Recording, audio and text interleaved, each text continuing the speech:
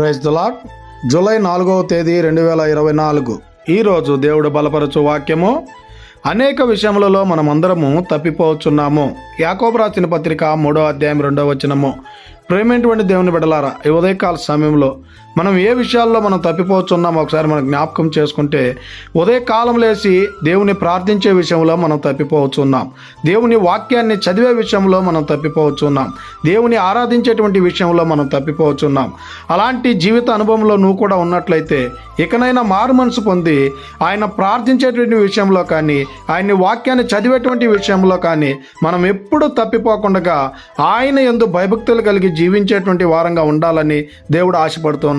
మన జీవితంలో ఈ లోకపరమైనటువంటి వాటిని ఎలాగైతే తప్పిపోకుండా ఆచరిస్తామో అలాగుననే దేవుని విషయంలో కూడా ఆయన ప్రార్థించేటువంటి వారంగా, ఆయన ఆరాధించేటువంటి వారంగా ఉండాలని కోరుకుంటూ ఈ దిన వాక్యం ద్వారా దేవుడు బలపరిచి దీవించును గాక.